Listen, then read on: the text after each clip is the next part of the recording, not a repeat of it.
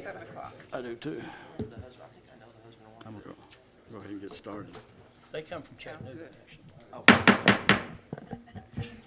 I love It works. I love it. I learned the proper way to do it on TV news. But, welcome tonight to the October 19th meeting of the Farragut Municipal Planning Commission. I now call the meeting to order. A couple of administrative items up front. One came in the door. There are copies of the agenda. And there's another important section there for any comments. There's a protocol listing there that enumerating numerous items relative to successfully making comments in a professional and orderly way. So if you'll use that and read that, that'll help the meeting. Also, there are blue cards back there that put your name and address and the agenda item for comment. If there's a specific item that's on here, plus also the citizens forum that's listed on here. And you take that and fill it out and give it to Mr. Shipley over here on the end. The next item is that I'll ask everybody to stand. We'll have a silent moment of prayer and reflection, followed by the Pledge of Allegiance.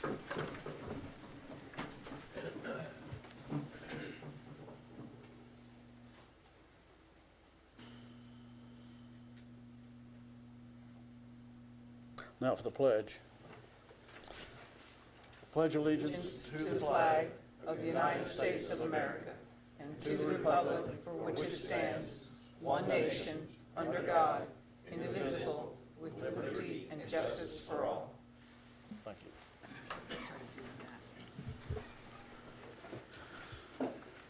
you. The first item on our agenda is the approval of the agenda.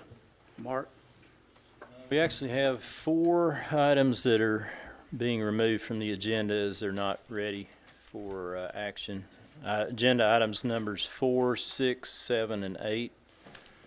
That's a final plat for Grigsby Park, Phase 1.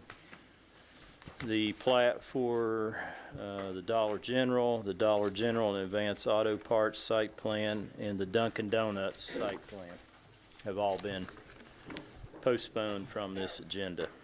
With that amendment, the staff recommends approval of the agenda. Move to approve the amended agenda. Second. We have a motion and a second. Any changes or anything to it, other than the ones you mentioned, Mark? Okay. No, sir. Okay, call for a vote. All those in favor say yes. Yes. All opposed? No. Motion carries. The second item on the agenda is the approval of minutes from the September 21st meeting. Are there any amendments, the staff corrections? Motion to approve. Second. With a valid motion and second, I call for a vote. All those in favor say aye. Aye. Abstain. I was absent. Abstain. 2 abstentions reflected.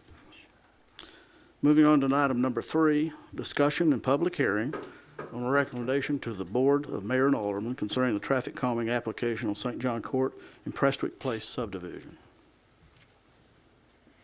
Okay. I'll turn this over to Eric Schindler, and he can give you an overview of this agenda item. Sure.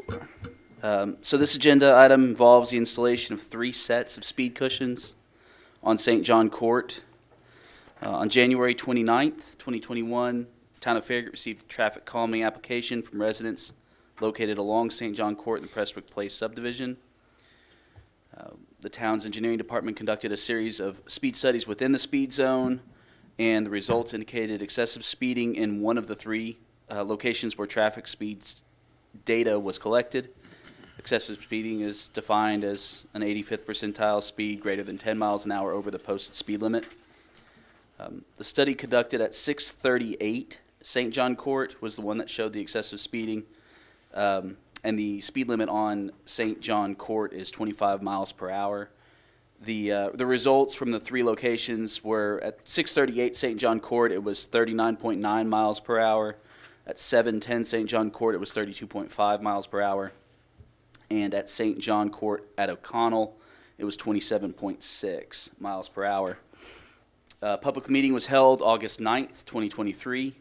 and support from the residents and attendants was overwhelmingly positive. Votes were sent out. A total of 13 ballots were mailed out, and a total of 11 votes were received. All 11, or 100% of those votes being in favor of traffic calming devices being installed. The traffic team proposes installation of speed cushions at the approximate location of 614 St. John Court, or location 1, 632 St. John Court, location 2, and 704 St. John Court, location 3. Work to be performed by town's on-call roadway maintenance contractor as their schedule permits at an approximate estimated cost of $21,500.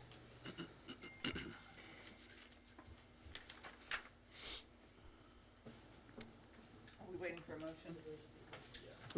We're gonna do each location? No, we'll do the whole thing. Okay. Um, Do I have a motion? Move to approve. Go ahead. I have a second? Second. It would be Noah and No, we Louise. made the And that's motion. for all three locations as proposed. Okay, Mark, were there any citizens that signed up? I did have one citizen sign up, Kim Fresh. I don't know. You good? Okay. Okay. All right. All right. I did not have any others. Okay, we'll move on to, I guess, the commissioners have any comments? Starts down with, I have a question. okay. Eric, what is our, I know we have our on-call. We've already have Sonia and Admiral in the queue waiting for on-call to get back with us with pricing and time frame. And I know the asphalt plants are getting to a point where they might be closing soon. I spoke with Jim Kruger today. Okay. So I followed up with him. They've been kind of slammed, so I don't want to. So you can't make any promises? I can't make him, I provide understand. the information, but, obviously we want them to Yeah. get taken care of as quickly as they can. So I'm hoping to hear something back from them, if not tomorrow, on Sonia and Admiral at least, maybe first of next week would Okay. be my hope. Do you he's given you any, do we know when the asphalt plants are closing? Does anybody have any idea I of what that don't. is? I could check into that and get back with you, though. From about this, what's typical is about this. You don't think they'll close this year, Russ? No, they won't close.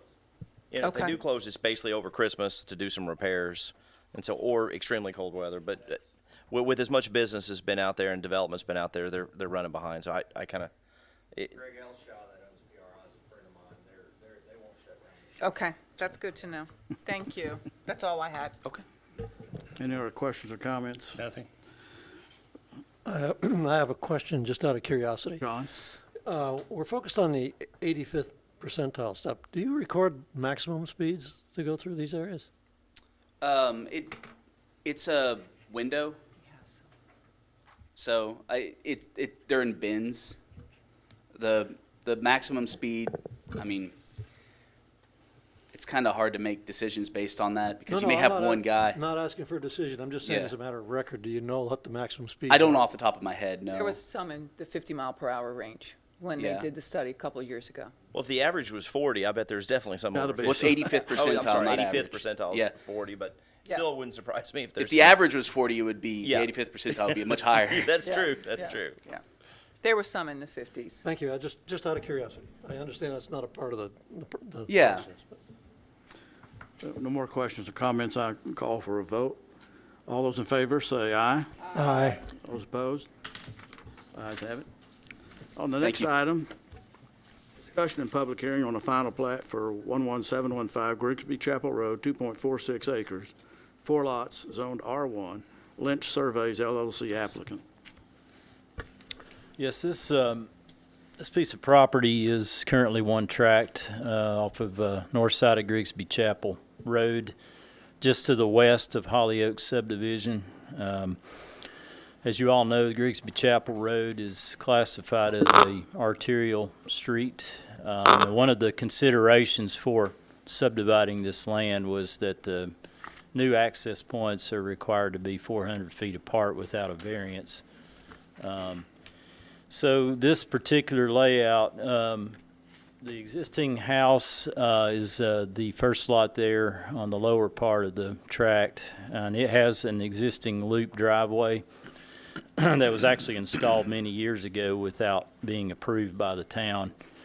And it was basically put in writing to the property owner at that time. If they ever further subdivided, they'd have to get rid of that eastern leg of the access point so that the access would line up with Altamira here.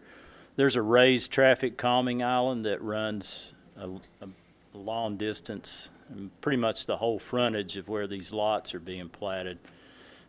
So the access, to get out beyond the traffic island would be out here. So this particular plat is platting a joint access easement that would run, basically a driveway that would run parallel with Grigsby Chapel Road, providing access for all these lots to end up coming out here across from Altamira. Couple of things with the plat. One thing is they didn't show the required 10% open space, but in the case, and we'll have to take action on that, it would require a variance approval from the Planning Commission. The staff would be supportive of that particular variance because this is kind of an infill lot without the opportunity for further subdivision, and it is really so minor, it's not really a point, at least from the staff's perspective, to have the 10% open space with this particular development. Another consideration, and we've kind of run into this on McPhee Road recently with a joint access easement that they've ended up modifying, is there would be with this, although the access would come out to a compliant location, there would be kind of a driveway running kind of parallel with Grigsby Chapel for a pretty good distance, and aesthetically, I'm not sure how that will look, but and then kind of functionally, like delivery services, how that's will work as far as coming all the way back here or turning around or whatever, and just how this thing is going to be constructed and maintained. There's a lot of things that factor into that need to be kind of. And I'm sure, obviously, Russ and them know about this, to get some kind of covenant and restrictions that would address that, on the front end, so that when people purchase these lots, they'll know what's expected as far as construction and maintenance of this joint access driveway. One thing we looked at is possibly, right in, right out, maybe kind of centered here so that driveway is kind of broken up and it's not one continuous section. But that would require a variance approval because it would be within the 400 feet that's required for a minor arterial. I think there's about 520 feet from Holly Oaks entrance roughly here to Altamira. So that's another thing to point out with this particular request, that the staff does recommend approval of the plat, which we'll act on separately beyond the variance request, subject to the 9 conditions that were included in the staff recommendations. Those deal with the easement agreement, clarifying the how the driveway is going to be constructed and maintained.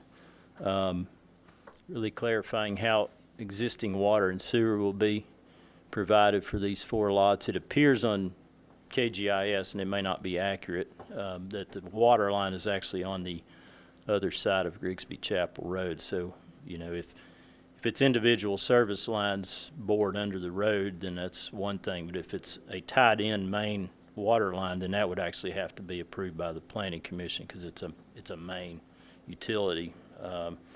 So that was just one thing to be clarified. The access easement being out of the 10-foot drainage utility easement that runs parallel on the right-of-way, providing for the required access, the required easements along the property lines. That's just a plat note that was missed on the plat. setback notes clarifying the closed contour. It's actually roughly in this spot. What that is really a drainage area that goes under, there's a pipe that goes under Grigsby Chapel, but it does appear to be a closed contour on the topo map. I'm sure it's not a sinkhole, but just a clarification on that. And then a question about the deliveries, trash service, how that will be managed with that joint driveway. So that was kind of the conditions of approval, and the staff would recommend approval of the plat once you're ready to review that. Okay, we'll take the variance first. Is there a motion and second? The variant, 10%, the variance from 10% open space? Move to approve the variance, removing the 10% open space requirement. Is there a second? A second. With that motion, the second, I think, any citizens sign up on this item? No, sir. Okay, so we'll move right along to ask for a vote. All those in favor of the, Do we have any questions? I don't think you have any questions, do you? Because we'll get Are to we the second approving, part. are we approving the plat or are we approving, just the Oh, variance? sorry. Yeah. First, we 10% got- it's a- open it's a space two-step. variance, yeah. That's all right, that's all right.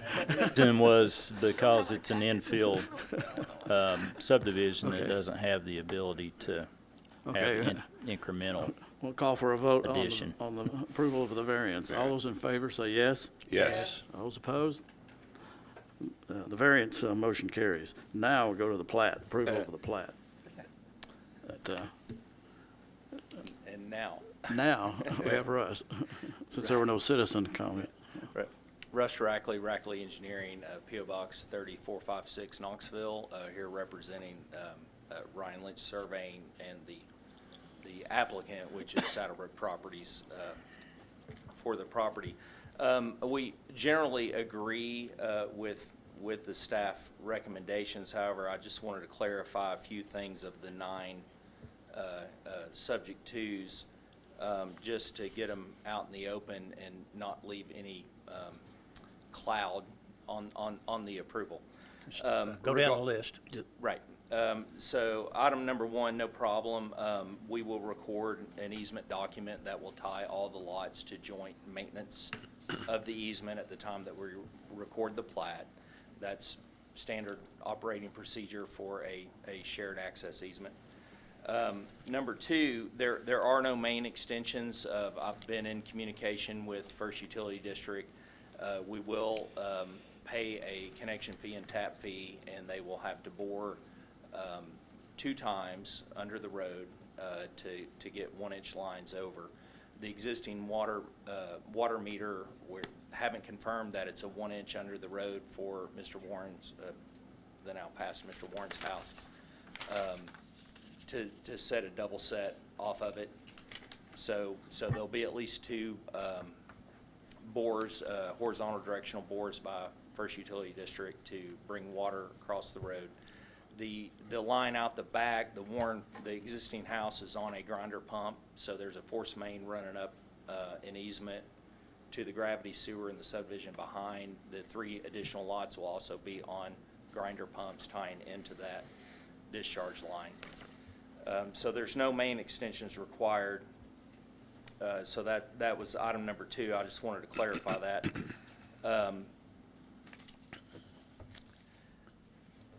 The comment number 3, after staff development meeting, and Ms. Pavlin, you were there, I went back and I moved the easement back looking at house seats. And it is more than 10 feet away from the right-of-way, except for Lot 4, it's about 7.5 feet, because Lot 4 is a little shallower, and I didn't want to crowd the house. So I think that the easement is adequate where it's at. All the utilities are in place. All the comm lines are on that side of the road. There's no gravity sewer. The storm is down on the corner of Lot 4, which we'll address in a minute regarding the sinkhole question.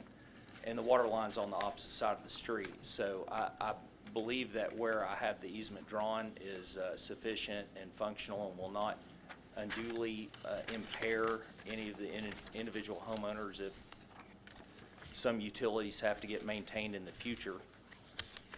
So I would request that the easement as platted, and we can do a full Mets and bounds description on that, which is how it will be recorded,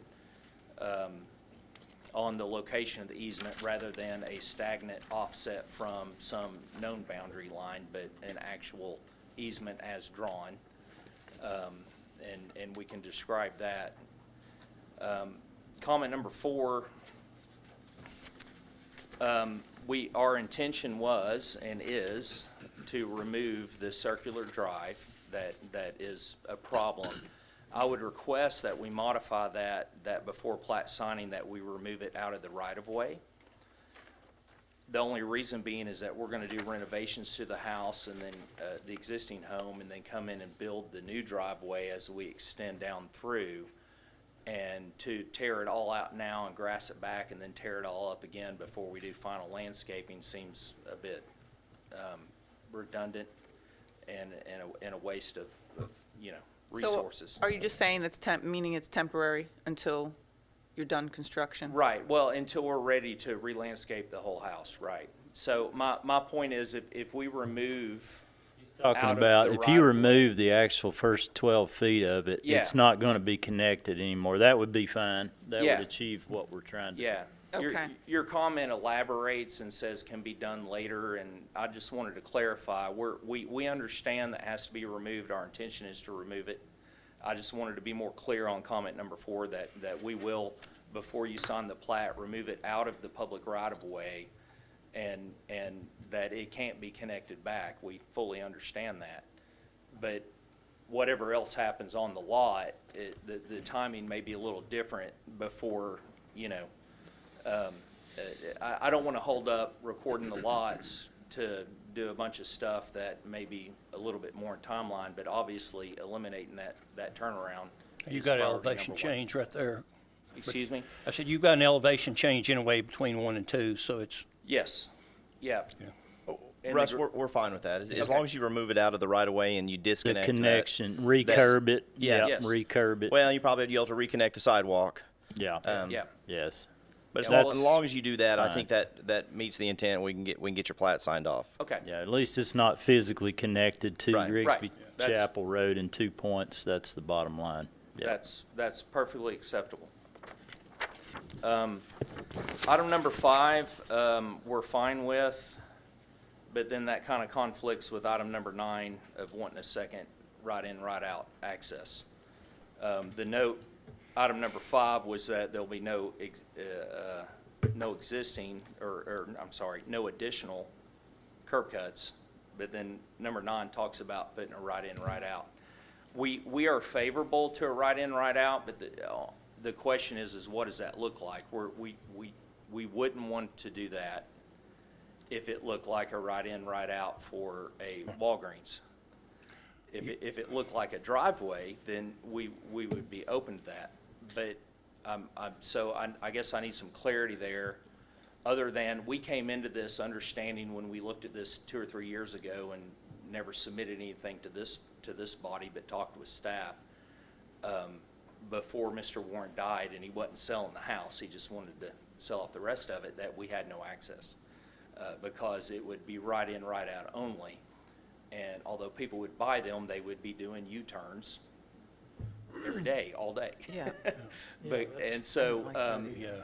we are open to a right-in, right-out, but my question is, if we do that, if y'all want that, what does that look like? And is it a splitter island with Yeah. angled stuff like at a Walgreens, or is it just an additional curb cut midway between where the existing driveway lines up and the Russ, other road I think to we're the east? open-minded to it. I think the concern is if you have somebody that's maybe not a homeowner, if maybe they're a guest or they just completed a delivery, how do we keep them from turning left and going the wrong way down a one-way? And I think that's what our objective. If you can figure out another way to do it without having to do something that we would otherwise require for a Walgreens, I think we're open-minded to it, but we don't want somebody who's not familiar with the area inadvertently turning eastbound Yeah. in westbound traffic. Yeah. Was there a crosswalk that was going to be put in near Weatherly Hills and out to Yeah, near- I think that's further It's a little bit farther Further down. west. It's yeah. further west. This is That'll Altamira be here. where these U-turns will Weatherly Hills is theoretically about right happen. here. Yeah. Well, the island stops just short of, Driveway. it's kind of interesting, of all of Grisby Chapel, this is the only section with an island longer than 80 feet, and it's 360 feet. Yeah. Blocking all the frontage of this property, which was prior to Well, all we y'all's dealt, time. Mr. Warren So, came in years ago when we Yeah. did the Greasy Chapel Islands, and he was unhappy with it then. Yeah, I bet. Now, I don't think you're going to convince anybody on this body to go start tearing out the I islands. know, that's not what I'm the- suggesting. Maybe the reality is maybe the right in, right out sounded good on paper, but in application, maybe we ought to just go back to a single full entrance Like here I- and not worry about the right in, right I'm out. concerned I about proposed. pedestrian safety. Yeah. Yeah, I We think- have a lot of people use that, and every time you add in a driveway, you add more conflict with what's And- going on. And as I propose is the single access. Well, I think I- what staff was so- saying, hey, right in, right out may be an option. It might, for somebody that lives on lot 4, they're not having to go down, make a U-turn and come back if they're, let's say, coming from Campbell Station. But it's kind of open up a can of worms with this right in, right out that, maybe we didn't think of. And if you don't like the aesthetics of trying to create something that really, I can't say prohibit because there's a lot of people that do a lot of dumb things, whether it's prohibited or not. But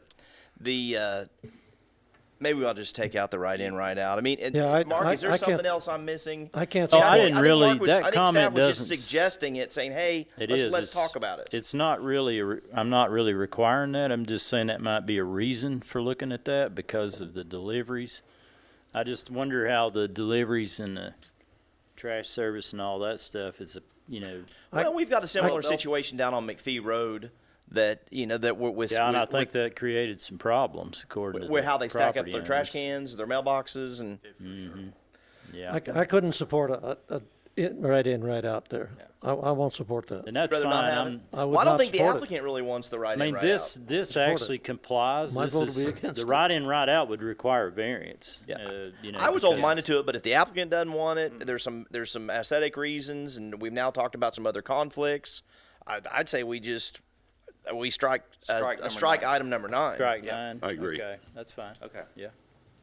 We're okay with that. Like I said, when y'all suggested it, Brian and David were like, hey, that's a good idea, and I'm like, the engineer in me is like, you cannot out-engineer human behavior. So it's going to be a problem. So we'll stick with the original plan, which was what we knew going into it. My only other thing is to discuss the item number 8 about the sinkhole. We've shown a surveyed head wall.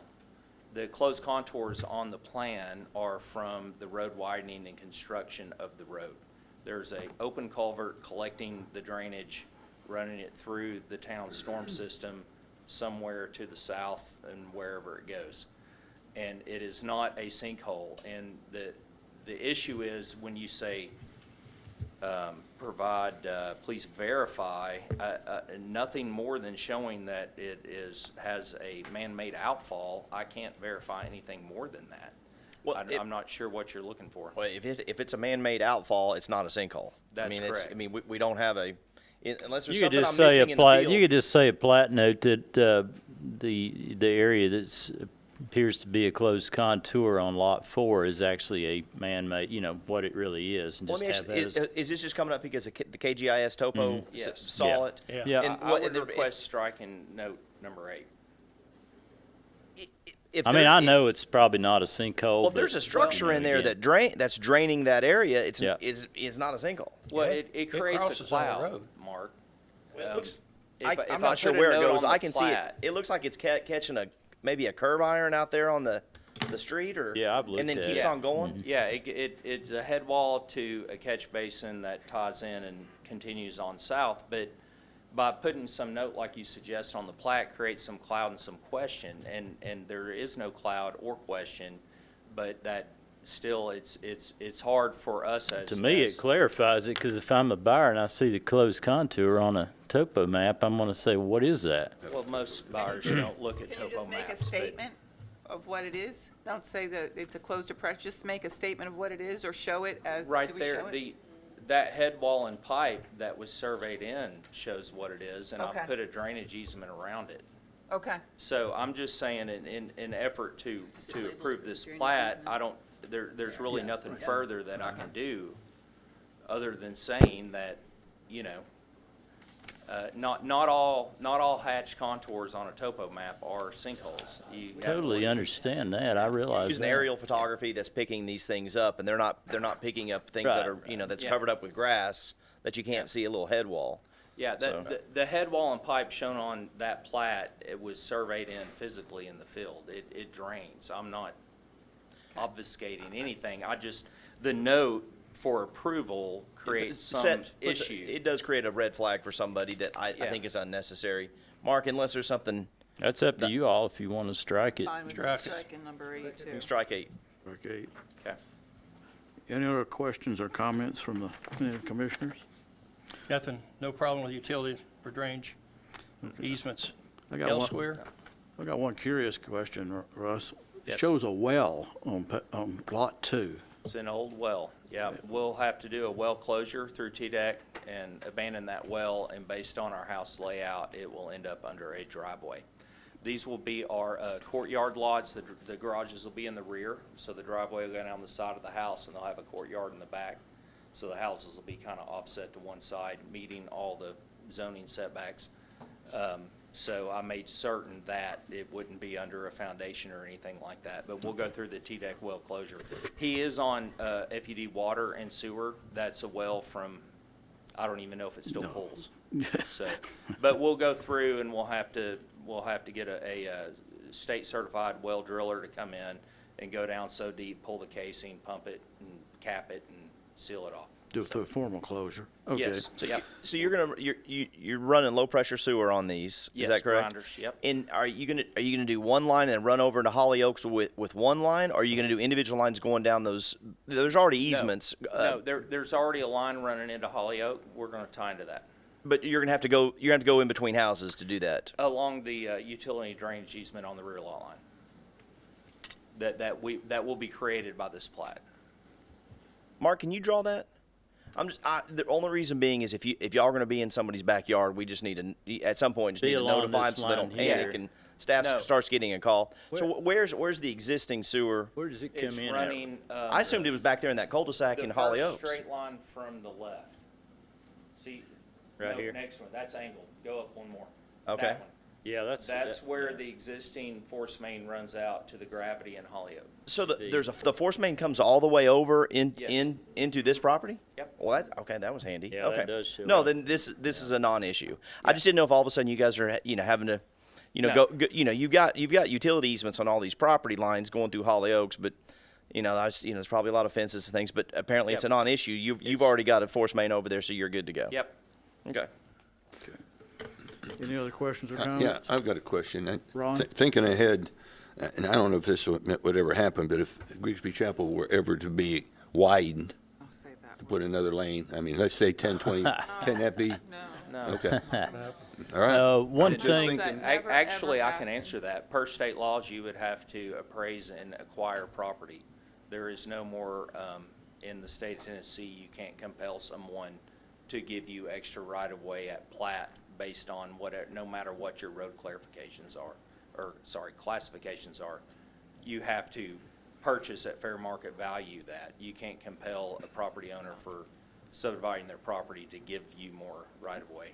Russ, does this have a joint mail delivery location We for this? will, right at the entrance where with the shared driveway, they have a T-turnaround. So the post office will come right here and deliver. Yeah, well, Roughly. I'll put it on the other side of the driveway, then go to your left. Right here? the west. Oh, you Yes, put it yeah, over okay. here? Yeah, I'll set it over there. It'll be a pedestal. I mean, it's 4 lots, and the smallest one you can buy is like 12 slots. So it'll be a box. But we'll have to go through all that. He's got a mailbox and can keep it, but since we're doing all these, we'll get rid of his and just do a CMU, central mailbox unit. But it'll be a pedestal mount. What about other deliveries? Is that going to be an issue? No, we will ensure that on lot 4 that there is a bit of a T so that if Okay. they go down there to deliver, could they turn can around back or up and pull something, back okay. out. Yes, yes, sir. You may need to expand that easement. Well, you probably don't Well, need the it's not the easement at that No, it point. wouldn't be an easement Yeah, there, we can that's true. expand the driveway, but it's Yeah, not an easement at that's that right, point. yeah, Yep. okay, I got you. Yep, that makes sense. Just need a turnaround spot for sure. Yeah, yeah. No, we're ahead of that. These will be, unfortunately, not cheap. So they will be expensive homes, so we will make sure that, that everything is accounted for as we normally do. Hey, Russ, just a quick question that I'm not even sure if you guys are thinking this far. I know that we have utilities in that, I'm not sure what utilities are running on that side. What's running on this Comms side? What? And gas, communication and gas. So, what's the potential for any kind of plantings between your driveway and the town's right-of-way? The mostly, the 10-foot for most of the entire length that I've separated. All the utilities are in place and are in the right-of-way. Okay, And I understand Bart and Mark's comment of wanting that utility and drainage easement and all that, but everything's already in the ground and marked. yeah. So, yes, we will do some landscaping. I Okay. don't know that we don't intend to do a wall of trees, because that kind of takes away from the whole character of everything. Yeah, But I'm certain that there be some kind of landscaping, and to your point in the staff developer meeting, at least a healthy grass strip. Grass strip. Yeah, Yeah. to where it is separated. yeah. And the shared driveway will be concrete, it's not gonna be asphalt, so it'll Oh, not, okay, it'll not look like like a road. another road. Well, I right. appreciate that. Yeah. Okay. Did you ever envision something like a decorative iron fence down through there? No, we have not. Like we've seen in other places, even on Grigsby Chapel? Would that be an option that the homeowners could do on their own? Yeah, or cooperatively? potentially, or an option that, that Saddlebrook may decide to do, but we've not, I mean, we're scheduled to close on this in 10 days to purchase it. So we will change the owner information before we come for signatures.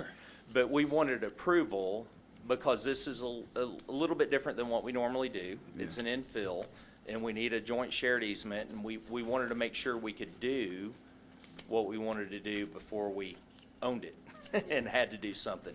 So, although we have house plans for the 3 additional lots, we've already thoroughly inventoried the existing house and what upgrades and renovations. A nice house, very nice house. But there's some updates and stuff that we're gonna do to the inside and to the landscaping before we put it on the market. So the biggest thing is to make sure that we can end up with what we have drawn there. And then things like fences and other stuff, we haven't thought that far ahead. And, you know, at Farragut's normally not 4 fences. It appears to be gated, even though it's not, or although this one could be, but that's another level of complication. So, Russ, I'd actually discourage you from putting a lot of stuff out there next to the right of way, so you just don't create any line of sight issues. Because it is kind of a blind curve, whether it just is what it is, and people do go a lot faster than they should on Grigsby Chapel. So, food for thought, you know, whether it's fences or Leland's or landscaping. No. I would really think long and hard about trying to pull out on Grigsby Chapel and make a left turn, you know, especially at, 7:30 in the morning when there's a line of traffic going through there. So, no, anyway. I agree totally. Okay. Are you leaving the garage back there, or the barn, or whatever they call that thing? The garage, yes. The other mobile structures he had, Yeah. no. Okay, Thank you, good. yeah. Okay, we call for a motion. Move to approve, subject to the 7 comments. A second? Is there a second? Yeah. I'll second. Who seconded? that? Or Ron can No. take it, doesn't So matter. it was striking out numbers. 8, 9. 9. 8, 9. 8, 9. I got Yep. you. And then clarifying it's just the right of way to be removed for now. Right. All right, got you. All in favor of the motion, signify by saying yes. Yes. Any opposed? Motion carries. Thank you all for your time. Let's see. Well, gotta go all the way to item number 9 now. Yeah. Number 9, agenda item number 9, discussion and public hearing on a request to amend the Farragut zoning ordinance to address buffer strip requirements where an adjacent property is shown as non-residential on the future land use map, Shod Company's applicant. Yes, this item was discussed last month for workshop purposes. It involves a request to amend the buffer strip requirements in the general commercial district to basically provide the planning commission with the ability to evaluate a property that's zoned residential or agricultural, but because of its location, is shown on the future land use map as something non-residential.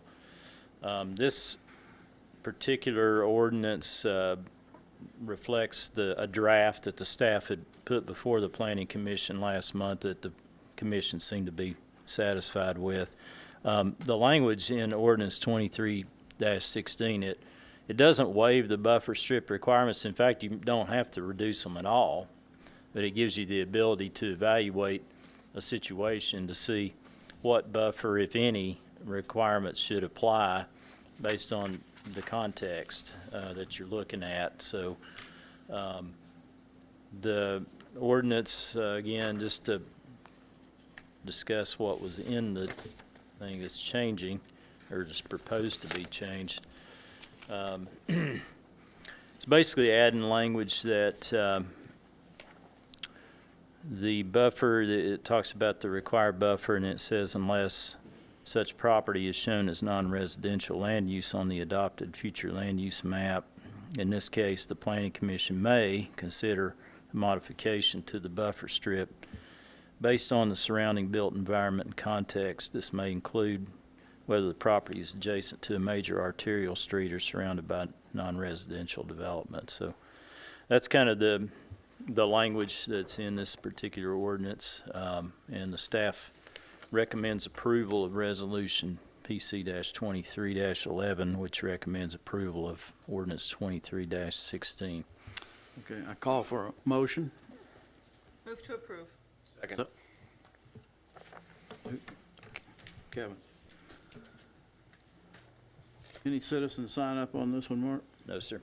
Okay. You have the podium. Any comments, questions? No, sir, I really don't. Rodney Phillips, by the way, Yeah, represents Shod Companies, 5820 Walden Drive in Knoxville. No, I think we had a really good workshop last month on this and discussed it at length. So I have no additional comments unless anyone has any questions for us. Any other comments from any of the commissioners? I have none. None. Leo, you have anything? Okay. Call for the vote. All those in favor of the motion signify by saying yes. Yes. Any opposed? Motion carries. Moving to agenda item number 10. Now, this is for discussion. Discussion only. It's discussion on a request to rezone properties currently shown as rural single-family acre residential R1SA to rural residential R1, and to amend the Farragut zoning ordinance to remove R1SA as a zoning district. Mike Toole, applicant. I hope I didn't murder your name. No, you've been very good, actually. This item is, of course, for discussion only, but it potentially could involve amendments to the zoning map and the zoning text. One of the town's residential zoning districts is the R1SA. It's basically R1 with a requirement for a minimum lot size of 1 acre is mostly what it is. The only subdivision in town that's zoned this is Bel Air. There's part of the Concord Baptist property is zoned this as well as you come in off of Bel Air Drive. This district's been in place for decades. I don't know when it was first actually created. It's been here, I believe, before I've been here, and that's been a while. Nobody's requested a rezoning to this. We do have a need for probably kind of an estate lot, kind of subdivision district potentially, but this really wouldn't fit that. There'd be a lot of other parameters that we'd need to look at if we develop something like that. The biggest issue here is that probably over half of the lots in Bel Air are less than 1 acre, so they're non-conforming right now. And that really limits what people can do with their lots. They can't really redivide or shift a property line even when it is logical and consistent with the surrounding plan of development. So it kind of creates some issues with their ability to do that. Basically the staff's recommending to, and does support the applicant's request, recommending to rezone all that area to R1, and then to ultimately get rid of the R1SA zoning district altogether. In addition to the lot size difference, the R1 has a 20,000 square foot minimum lot size, and all the lots in Bel Air are at least 20,000 square feet. I looked at that. The other difference is the side setbacks for houses in R1SA have to be a total of 50 feet. In R1, it's a total of 40, or the combined, and there's some houses in there that are non-compliant because of the 50-foot setback as well. So they don't have any options to add on or do anything for those particular locations. So there's just, to me, there's a lot of reasonable reasons to get rid of this district and to rezone it to R1. It wouldn't affect how anybody's using their property. All the uses that are generally allowed in R1 SA are allowed in R1. R1 SA does have a few institutional uses that could be allowed as a special exception, and those really are uses like playgrounds, parks, neighborhood municipal buildings, and libraries, and really those would be better suited for a rezoning to community service, or S1 zone. That's not really a residential type uses. So again, the staff's very supportive of this request. It makes sense, and we would recommend to the Planning Commission that we move forward in the rezoning of that area and getting rid of the R1SA. Were there any citizens who signed up to speak? No, sir. Okay. Yep. You have any comments? No, sir. Any questions or comments from the commissioner? Yes. Mayor? You recommend or you are the one that is representing the subdivision, Yes. the whole subdivision? As far as Are I they know, on yes, sir. board? Is Yeah, that what you're that's- asking? Yeah, that's what I'm asking. Yeah, I'm pretty sure they are. They had a We rezoning- put we a sign had up right for in a very weeks. visible location when you come around up the Bel Air Drive where that cul-de-sac is, and you can't miss it. Okay. Did you and have any I've- calls on it? We had some questions when we put the sign out. We had 3 people, but I haven't personally had any calls about it. And There's I- not any issues with backyard chickens or something that's going to come up? Any because it's- uses that are allowed in R1 and R1SA are the same in that regard. If you've got more than an acre Then in you can do some. R1, you can then do you can do agricultural the chickens. uses. Yeah. Okay, what I'm trying to think is just we're not inadvertently prohibiting something else that somebody's doing today. No. I will add this. I think that if this moves, which I'm supportive of this, it doesn't really make sense because it's never been used anywhere else. And what we really do need is an estate-sized lot. Estate-sized lots zoning ordinance, and this is not it. R1SA is not it. But if we're going to do this, we probably need to amend the land use plan just to make it clear, because right now, the front of it is greater than an acre. It's rural residential, designated rural residential. So it's Yeah, probably, that's a good it's just point. clean up our land use map while we're doing this. Yeah. Would probably be the best time to do it. Any other comments or questions?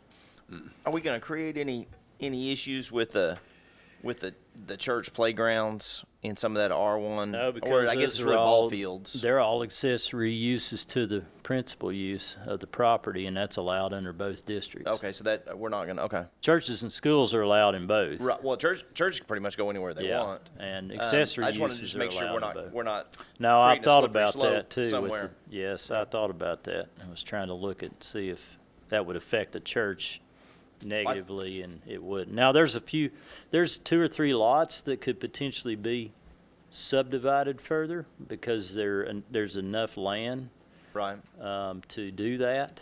And then there's some properties that could be redivided by giving them the flexibility to get away from that 1 acre minimum lot size. But I don't personally see that as a concern because it's still, the lots are still going to be at least 20,000 square feet. Well, we've already got a bunch of lots of record in there And that's yeah, less you than got an a acre. bunch that are 20,000 square feet. Still a So mixture. it's not. That's the only thing I could see that somebody may have a concern about. It could add 2 or 3 more house lots in the overall development potentially. Mike, was there a particular catalyst from There the was, actually. from the neighborhood on this? It actually came from my brother-in-law. I live in there, by the way. I live in Bel Air, live on Crestview Road. And my brother-in-law bought a lot that's in front of my lot. And it was a bought right non-conforming here. lot. We didn't know at the time. Mm-hmm. But then he's got all the lots in there on Bel Air Drive. I think when it originally was 1 acre, they're all very narrow, like 100 feet, All like these. 500 feet long. Yeah, They're they're all deep. very long and Mhm. narrow. And one of those lots had been on Crestview Road had been subdivided. And now his front property line, which used to be a side property line, is now a front property line. Mm-hmm. The front and the back setbacks, Yep. he's got 40 feet to build a house with porches and everything like that. So he thought, well, if I could get the land behind my lot, and I talked to Mark about it, he said, he can't do that. Because if he does that, he's gonna make that lot.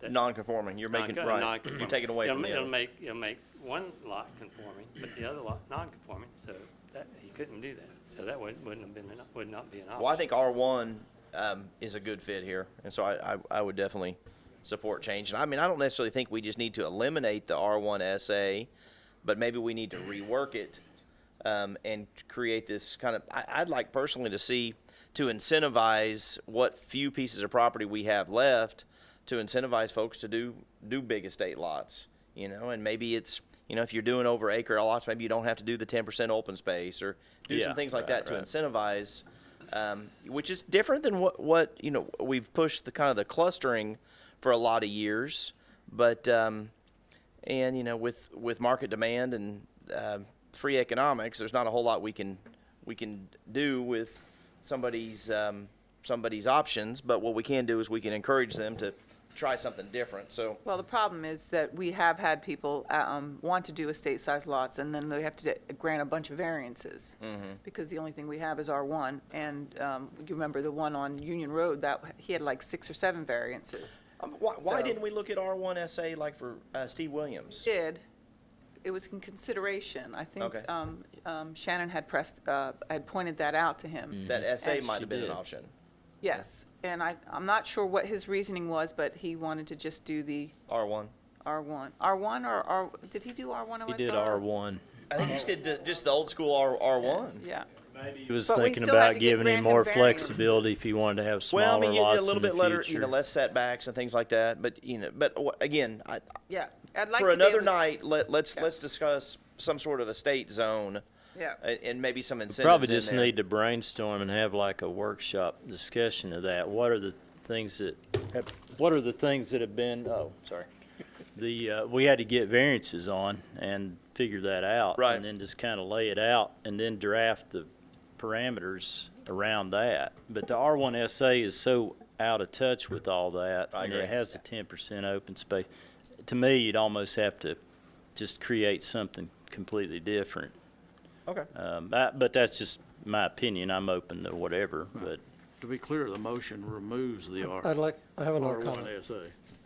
Well, the motion doesn't. This is just. Talking about it. This is, Discuss. yeah, we're not going to do a motion If tonight. it went forward. as Well, written. I would think that all you're doing is a rezoning. This is not a Okay. combo thing. yeah, we To could me, just it's do a rezoning if that's your what you're wanting to do at this point, and then we can further We can- evaluate whether we want to keep the R1 SA. Do you think it'll come on the next agenda? It can, yeah. I mean, we can have that ready. It's pretty Pretty straightforward. It should be pretty simple, cut and dry, really. On that one item? Yep. Okay. Yep. I have a This is- comment. On behalf of the applicant, I know this is not a vote, but does anyone have objections to this rezone proposal? Yeah, that's what I was really trying to draw out. Thank you. Okay. No further discussion, then we'll move on to item number 11. Thank you. Thank you. Good seeing you again, too. Discussion on a concept plan involving a mixture of different residential rental building types for purposes of determining if there is support for recommending associated amendments to the Farragut zoning ordinance. Novu Residential Group LLC applicant. Welcome. Yeah, this was briefly discussed under a citizen forum item back in the August meeting, and we had asked the applicant to go back and give us some more detail and put together at least kind of a more planned out concept and kind of an idea of what they really were wanting to do. And it potentially could involve, amendments obviously to the text of the zoning ordinance and rezonings and future land use map amendments. And really the applicant's just wanting to see very early on whether there's any, movement that anybody would be okay, with this moving forward, or if there's certain suggestions or things that they would need to know about as they, move in this direction. They've got a piece of property in mind, and it's kind of hard to see on the screen, but it's basically, obviously this is the interstate, and you got Snyder Road, Outlet Drive. This is Top Golf. Then you got the Tapestry Apartments in Knox County off of Snyder Road that comes down to join Outlet Drive, and right across from that is where the applicant is looking to have this kind of product. I don't really want to get too hung up in the concept, but it's helpful to kind of know what this might look and feel like. But it's really basically just a mixture of different housing types. They would be intended to be rental. That's not to me necessarily important, but I'd focus more really on the scale of the buildings. Some of these would be what we've heard in the news about, especially with the city of Knoxville looking at the missing middle housing. Generally, missing middle housing is multi-unit buildings that are generally compatible in scale, like the footprint and the height to a single family residence. So some of these would fall into that and some wouldn't. It's got kind of a mixture of, there's detached cottages, duplexes, townhomes, and then there's a couple of larger 3-story apartment buildings here. I think those have 26 units in each of those buildings.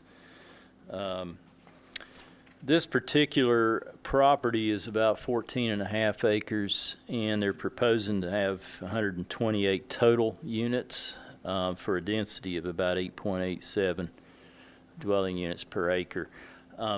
Since there would be kind of common maintenance of the property, kind of like a typical multifamily project, there is kind of a threshold that you need for occupancy to have an acceptable level of maintenance, people funding the maintenance of the overall common areas and the exteriors and everything that has to be maintained on these kind of developments. So that's kind of why they're mixing in some of the bigger buildings. I think from my perspective, it's an interesting concept, and we can go through the slides that were provided to look at what some of the buildings might look like.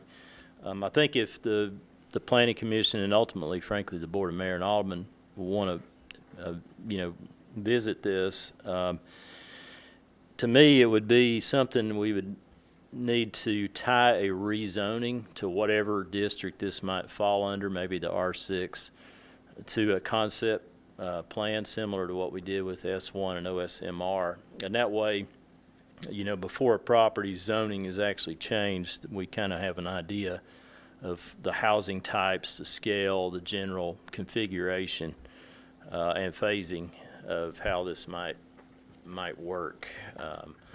And if, they don't follow that plan, then, the rezoning would revert back to what it was prior. So there's some level of commitment to that the community is kind of guaranteed before the zoning is actually changed. Some other questions just to think about as we go through the slides, which, if it's something that you all want to pursue, is it something that should be added into an existing zoning district, or maybe create a different zone that's like a planned residential. The bigger question to me is, are there other areas in town where this might fit? This area here is kind of detached from a lot of the town because it's on the north side of the interstate. It's got Buddy Gregg motorhome area. I guess it's Lazy Days now. In this area, then you've got the Tommy's Water Sports here, which, by the way, is opening in about a week and a half. The Tapestry multifamily development here. So that's kind of the existing plan of development around this. There's a couple of smaller single-family homes before you get to the school property up here off of Snyder Road. So that's kind of what you're surrounded by in this particular location. But, you know, before you create a new district or new parameters, you probably ought to have other areas in your community where you feel like this could potentially be an option. And it may be a different mixture. Maybe you just give them the opportunity to mix different types of products in the same zoning, as long as it's consistent with the concept, and the concept may have to be modified to its context, you know, and there may be some other infill areas where clearly a larger footprint multifamily building wouldn't work, but it may be other more true missing middle houses could potentially work on those properties. So that's something to think about. Then obviously if you do move forward with this property, there would have to be a future land use map amendment to this, because it's mostly open space cluster, and we updated the future land use map about 3 years ago for this area. So the OSMR is an option on this property with the mixed detached and attached under the way the property's future land use is currently designated. But this, what's shown there, would not fit the current future land use map. And then just making sure that the infrastructure is available and up to the standards that can service this type of development. Obviously, you have a larger apartment development on the other side of the road, so they do have a pretty robust amount of infrastructure in that area. And just going through some of the slides, and these were in the packet, and Tony can talk through these in more detail, but this is just showing you some of the products that this would have, the smaller cottages. I think I was looking at the footprint areas, and the footprint of these buildings range from about 790 square feet for the detached cottage to the larger multifamily buildings of about 8,800 square feet. So these are some of these would be missing middle type products, most of these, because again, they do kind of have that single family attached, detached scale. There's kind of a little bit of this at the North Shore Town Center. They're building some 3-story townhomes there, and they've got kind of a mix as you go further north into that development of townhomes, some smaller cottages and some larger detached single family, so that in a completely different arrangement, the North Shore Town Center does have a mix of housing types. This would be a little different because these would be all rental, but that is something visually somewhat comparable to what they're doing here. Again, these are some of the products. The bigger multifamily buildings, there's 2 of them in this particular project, and again, they're about 8,800 square feet. And then some of the townhomes is what they would look like. This is the location. The Tapestry Apartments is on the right side of the screen. The property they're looking at obviously is across the road on the left side. And that was in the packet as well. That just breaks down. It's possible to read that, but it talks about the what type of units they are, the square footages, and all that, and then some building elevation. sheets that, on these, let's see if I've got the handout here. Just down. So if you look on this, the smaller cottage, this building here, and these are just, I'm just giving you these heights just so you kind of understand. Is it really impossible to read? But to the peak of the roof on the detached cottage is 20 feet. You got about 26 feet to the carriage unit. As we go down here, this is the clubhouse. It's 36 feet to the peak. Of course, we just measure midway through the roof line, but I'm just giving you the peak height on all these. This is 25, the deluxe townhome to the top of the roof. The tuck under townhouse is 28 feet, and then the 3-story buildings are 43 feet to the peak, 35 feet to the midpoint here. So that's kind of an overview of what they're requesting your feedback on, and I'll turn it over to Tony if you have some specific questions on I have one for you, Mark. You might want to explain what a tuck under is for the audience. I think everybody else understands all the rest of the nomenclature, but It's just where that one may not. the garage, I think, is basically under. Yeah, you would have basically a single box, and then the back of off the alley in these particular units, you would have the garage at the ground level, and then your second story would go over top of it. Whereas the deluxe townhomes is you kind of have your main footprint of your house, and then the garage is attached, but it's behind it. Would you give us your name and address? Yes, sorry. Tony Ceresi, 2207 2nd Avenue North, Birmingham, Alabama, with Novu Residential. There are some of those tuck under townhomes at the North Shore Town Center too that are new under construction. Yeah, all of the townhomes that we're proposing are 2 stories. They will be, whether they're the tuck under or they kind of have a garage further back that may have a room over top of it as well. But they're all 2 stories and range from 2 bedrooms to potentially 4-bedroom homes. Okay. I think it's a real interesting concept, it checks a lot of boxes of housing types that we don't have in the town. I wish there was more walkability to services and restaurants and things like that, but I think that'll come on Outlet Drive. I think next to Top Golf, I think there's going to be some more development, and you probably get a sit-down restaurant. But I think it's a real interesting concept. Yeah, and then potentially with the the realignment of Campbell Station interchange, if there's connectivity by bike and walking under the interstate, then that really opens up all of Turkey Creek, as kind of an access point from the property.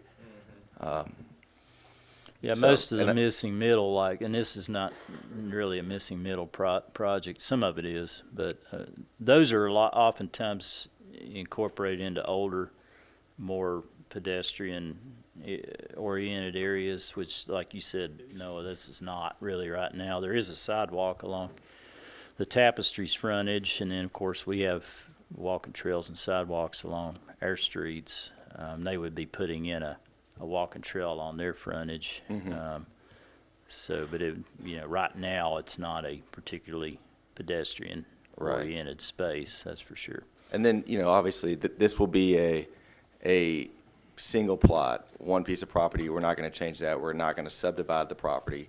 It will be a single common owner, like any traditional multifamily complex would be. You're going to have a property manager who's going to be on site full-time. It's going to manage the site. You're going to have pool, workout facility in the club room. Do you have any other similar properties? We do not have anyone that is specifically like this property, no. But we have other properties that we're doing a townhome development that's in Nashville that's currently under construction as well. I was just curious if they're in demand. That's kind of why I was asking. We see a pretty high demand for this product, and specifically, these kind of mixed residential units rather than just a standard apartment complex, because you fit certain gaps of people that don't want to live in an apartment. Like you've got people who now with current interest rates at nearly 8% or at 8%, becoming a homeowner is not as attainable as it once was at interest rates at 3% and less.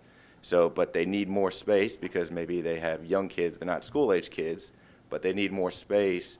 And so this provides that avenue, with also the extra benefits of, not maintaining your yard, having a clubhouse, having those sorts of recreational and fitness facilities. In addition, we see people who are on the other end of the spectrum, where they have a ridiculous amount of equity in their house, but they don't want to buy and downsize. So this gives them an opportunity to come into a community where they can still be active. There's going to be lots of, walking paths and trails through the property. But it gives them a great avenue that there's not a ton of market out there for it. We fill all 126 units at the first pass. I will say, since we made our initial public comment citizen forum in August, we've had multiple residents within the area, within the town, reach out to us and say, can you get it? Can we lease a unit now? And I'm like, we're a long way away from that. But we'll so we see it as really just a different style of multifamily or apartments. What we would like to, propose, as Marcus said, is obviously try to rezone the property to R6, tie that rezone to a specific concept plan that we have, we've put together here. I'm going to talk. First off, we just did this corridor update in 2019, I believe. Is that the time frame that we did this? That's probably right. And we specifically, I don't know that we had any residents show up for this corridor study, so we were kind of left to our own devices.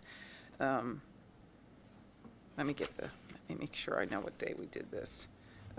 January and February, we did the review of Outlet Drive. April 2019, FMPC adopted changes. And in those changes, we specifically redesignated this area as the open space cluster residential for OSR or OSMR. I understand that you may be hearing from some folks, but I think overall, our community is tired, and multifamily has become synonymous with a four-letter word. So I don't know that I feel comfortable amending the land use map and going to a higher density. I don't know that there's community support for this. I'm concerned about how we make this work in the current conditions in our community. We're rapidly moving to build out, and people are really concerned about how the rest of it is going to build out. So my inclination is, and I will remind the Planning Commission, to the west of Tapestry is Knox County, and it is zoned up to 12 units per acre PR. So that is a possibility that this could be seen on that and may work better there, given the challenges of this property, which was probably one of the reasons why we redesignated it open space residential, because of the sinkholes, because of the topography.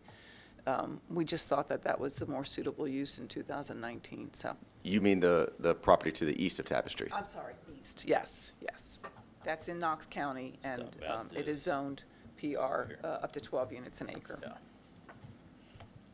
So regardless of what we do here, we know we're going to see more density on this corridor, so it's, that's something to think about. I'm going to make sure I understand it. All of these units are going to be rented, or are any of them going to be sold? No, they will all be for rent units. Right, that's what Yeah, it'll be that's what I a, thought. I want to make sure I understood. yeah, what we consider a build-to-rent kind of mixed residential community.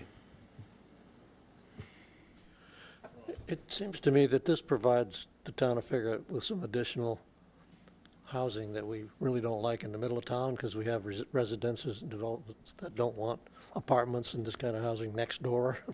We hear that all the time. This isn't exactly next door to residences, and it's near some commercial areas, so it seems like it meets a need in our town. Yeah, I mean, So that's my comment. yes, from a developer standpoint, I mean, you've got great retail products close by, you've got great commercial facilities, you've got great connectivity to the interstates. Do you think you've got enough adjacent there to build a commercial or strip center? Probably not, since you already have Turkey Creek across the interstate. So it really is the the natural fit for development is some sort of residential use that's going to require some additional density from where it currently is. Kevin, you have any comments? That's not good. Questions? So, Jeff, excuse me. Tonight, it's all right. The other Kevin, huh? I think like Mark had put, I'm not too hung up on whether it's rental or purchase. I'm super interested in the concept. I think that the missing middle does apply to the town, and I definitely would like to pursue it further personally. Shannon? So I'm for the missing middle concept. I'm not for the apartment concept, because it wasn't that long ago that this body changed to say no more multifamily. And my question for Mark is that something that would require significant public outreach? Well, I mean, this has some multifamily, those two buildings would be more traditional multifamily, We're talking which, about specifically apartments. Because during that meeting, even Noah said, well, there are those little quadplexes, and if we eliminate this, then we're eliminating those. And we all chose to eliminate those. So we have plenty of apartments in Farragut. We don't have a lot of the little cottages and the things like that. I'm for that. well, that's a question. I mean, whether you could, those two larger buildings, the flats, the 3-story, whether there's an opportunity to basically get rid of those and then come up with a mixture of true missing middle that could work in this type of overall development. I mean, I think that's a legitimate question for this, because, and I understand the Tapestry's right across the road with the similar footprint buildings, and that, I understand the logic of what the applicant's requesting. But it's true about the general, what we've heard at least, the community's not interested in more traditional multifamily buildings like those two buildings. If there's a way to truly mix in a development that's entirely true missing middle, and have enough density for it to be maintainable, that might be something that would be more sellable. So I'm thinking if there's to revisit these two buildings. I know they provide 28 units each, which is significant as far as getting your overall density that you need to have the level of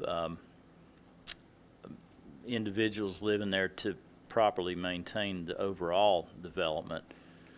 But if there's a way to maybe look at the smaller buildings and mix in larger missing middle buildings in the overall development,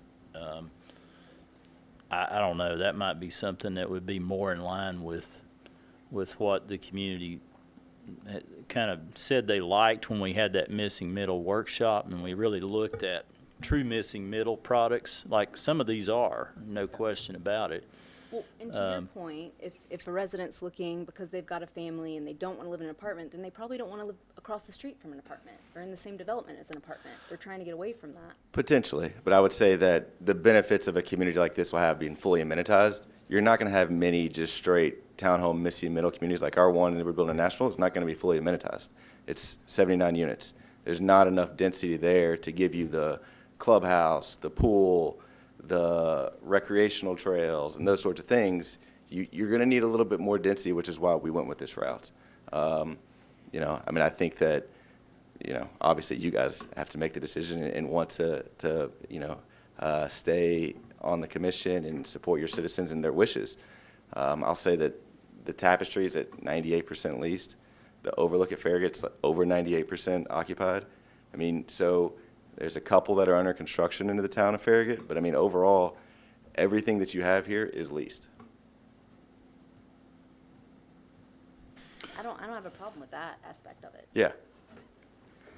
Well, So, I guess- I mean, go ahead. Go ahead. I guess my comment would be that there's not very many locations, if any other locations in the town, that would be, to me, amenable to this mixture.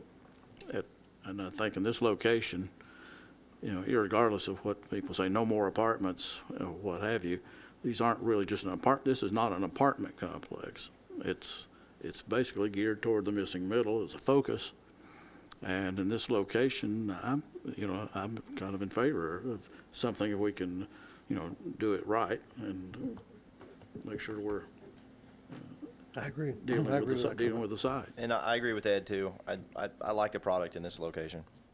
And it would be part of your concept plan that you would evaluate based on its context and what would be appropriate. So you may, if you had the concept option in R6 or whatever, there may be other parts of the town where that concept plan mix would clearly not include a larger footprint, Exactly. a multifamily building.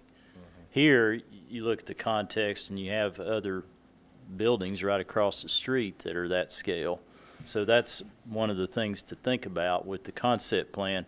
It could be you could use it to apply the mixture as it would be appropriate to the context, potentially. Yeah, I would hate to see us throw out the baby with the bathwater. I think the missing middle is very vital to the community. And the size of the complex that, quote, looks like an apartment is not as significant in this case, in this concept. So I'm for this kind of concept and working out the details. Question. The North Shore Town Center, does it have a clubhouse and pool and all those amenities?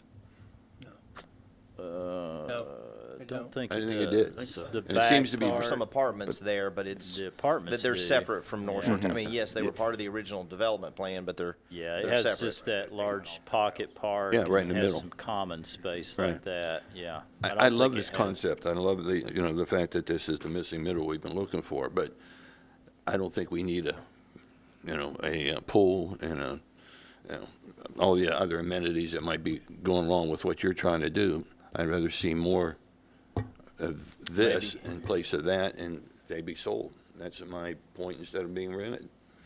Well, I think if you're treating this kind of like a subdivision, most of those have a recreational Yeah. concept and a pool with as an amenity. I So like the think clubhouse the and the pool. amenity needs to be a part of this, in my opinion. I think so too. Well, we have to be careful about saying sold as opposed to, that's not our job, and that's, the zoning doesn't, it's agnostic We're on into the- whether you buy or you rent. And Right. we need to be careful as a planning Exactly. commission that Got to we're be very careful about not, this. yeah.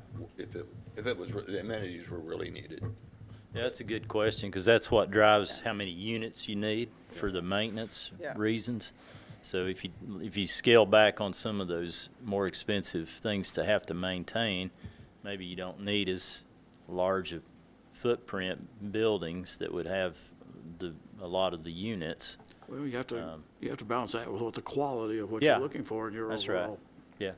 Yeah, I don't have an Community. opinion necessarily one way or the other. I'm just trying to present the information and, y'all make a informed decision on these things. When we first met with him, I thought it, in that location, I understood what he was trying to do. And I think looking at the missing middle is a good thing for the town or anywhere really where it makes sense. Now, it's really not like I said earlier, it's kind of a product that typically is used in a more urbanized area, like the city of Knoxville is doing. But that doesn't mean that you can't use some of those products in other locations. I do think we need to think about if this is something that we have as an option, are there other places in town where that maybe it's a completely different mixture, but missing middle type rental communities, which, would potentially work. So you don't want to just create something that's only going to be used one time in one place, like the R1SA that we talked about earlier. It needs to be something that if we move in the direction of providing for it, that it could be something that could work in other parts of the town. Well, typically when you say missing middle, you do not say apartments. No, that's right. No, it's Now, not. understand also with amenities, it'll have to have walking trails and Yes. connectivity of some sort and sidewalks. That's That's right. subdivision regulation. When you think about amenities such as a clubhouse and a pool, you normally think like subdivision, and there's a HOA, and there is HOA fees. But in rental property, you don't have that. So there's not a substantial way to subsidize the pool and the clubhouse. Well, it's just part of their rent that they Well, pay true, toward but all You got that. you got a single landlord with Right. 187 tenants. That's right. Yeah. So that's, 28. Sorry, 100 how many? 128. 128. Somehow I got off of my numbers. So 128. I think the pool and the clubhouse is integral. I think it'll be important to the marketing. So I actually wouldn't want you to get rid of it. I think you put it on the plan because you guys think you need it in That's this right. particular product, and That's you got right. to be competitive. And based upon the topography of the site, that pool location and outdoor amenity is, you're in the trees from beneath the, as a fall off. It's a unique environment. I can think of other locations in the town. I mean, I think of like remember the big 4-story buildings that Craig Allen brought to us a number of years ago next to the high school? Yeah. On that, I mean, I think a missing middle, some sort of product similar to this, could be real interesting on that piece of property. I mean, I do think there are other candidates in the town to have this type of mixed residential. but no apartments.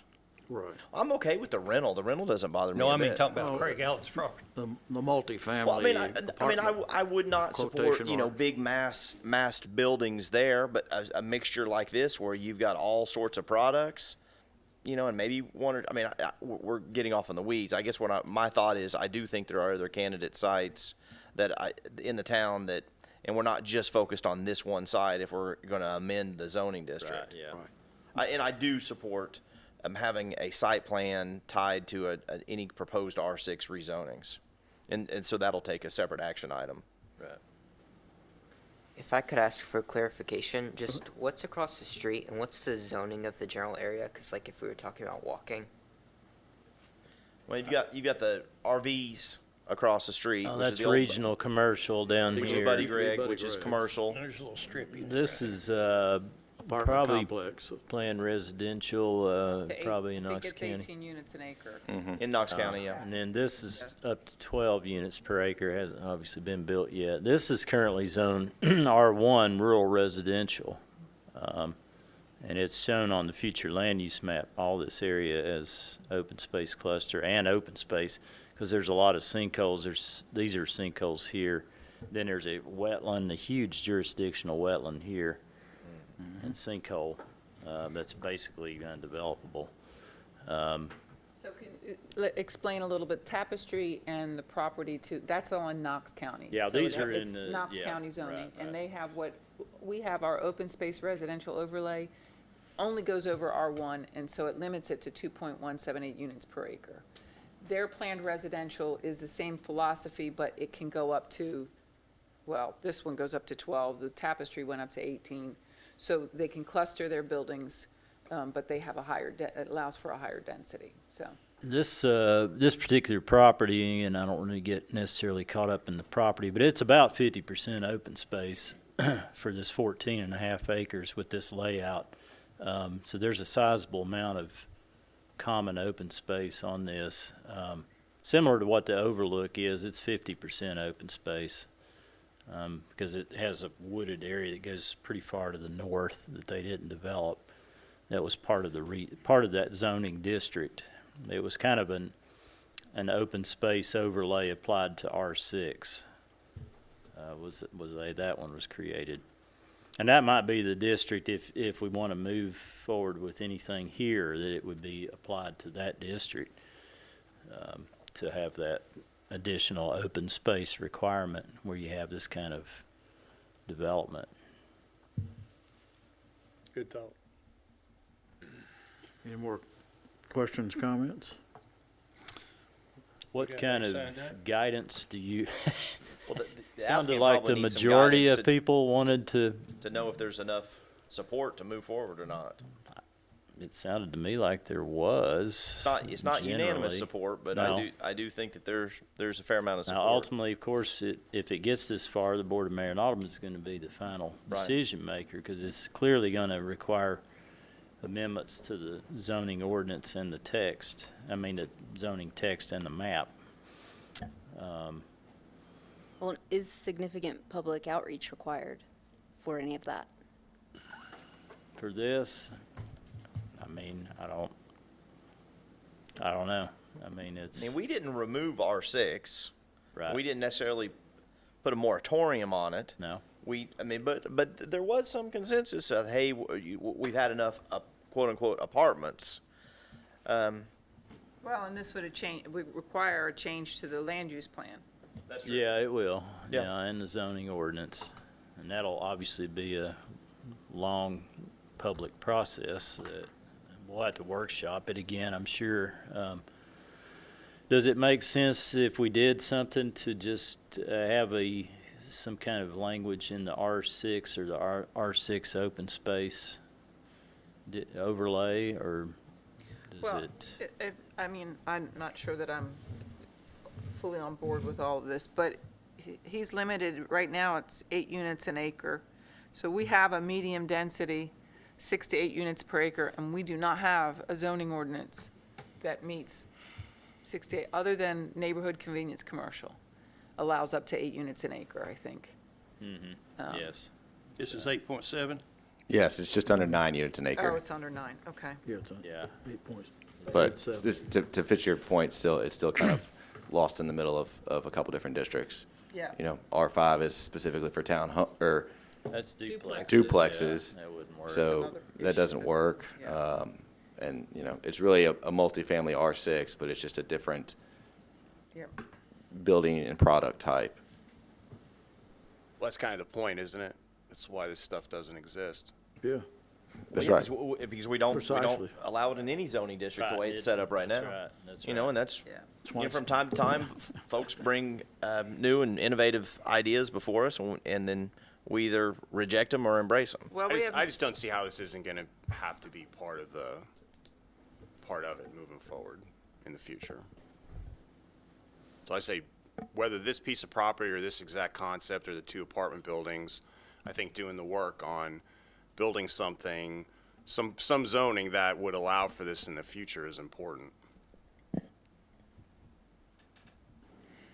I agree.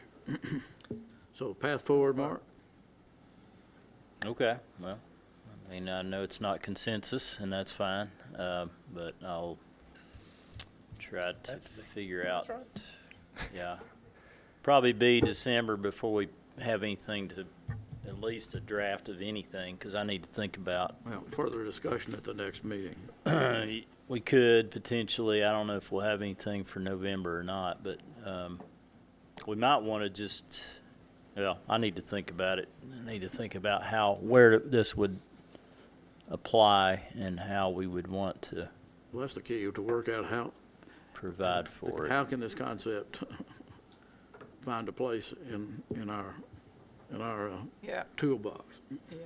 I mean, it could be as part of your concept, if you go with a mixture option, that you can't exceed whatever 9 units per acre, or, you know, you could add some parameters in there that deal with that. And I'd look more at 8 an acre, not 9. 8, okay. Then, yeah, we could look at stuff like that, and maybe a maximum footprint for any one building would be something else to look at. I don't know. And maybe you incentivize them and give them a little bit more density if they're providing this much open space. You know, maybe there is a way to get up to 9 or 10 with 50% open space. Yeah, like, yeah, you increase the density with increased open space. Right. Potentially. Again, I hate just to throw it all out and where all of a sudden the math doesn't work for the applicant. Just, you know, if there's a way to dangle a carrot for some other things that we do want to be able to give them a little more density, I'd like to explore that. Yep, okay. Okay, Mark? We'll probably have something for further discussion at least for next time. Okay, very good. Let's go on to agenda item number. Thank you all. Oh, do we have any Did we have any? Public comment? Excuse me. We did not on this one, though.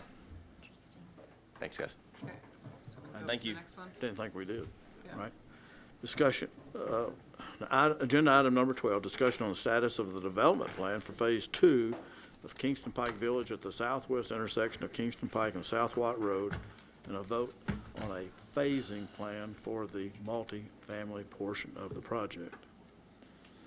Yeah, so this item has a couple of things, and one of them we're asking you to vote on and give us your ideas on. But the first one is, and I just got this yesterday, so I would have had it in the packet, but the project out at South Watt Road, Kingston Pike's a planned commercial development project. When it was originally rezoned, there's a development plan that's required as part of the rezoning. And the original development plan had the multifamily component, which is, largely, nearing kind of completion in some regards. It's very far along. On the south part of the overall project, Kingston Pike's down here. This is Watt Road over here to the east. And then all the multifamilies here. And then you had at the time, a grocery store that was going to be here, kind of in the middle, with a large parking area. And then we had 2 retail buildings that were down along Kingston Pike. This is the Y12 Federal Credit Union Bank here. And then the Little Joe pizza place was basically, their existing access would be going away. They'd be tied in to this overall development back here in the back. So that creates a much better situation for the accesses through there.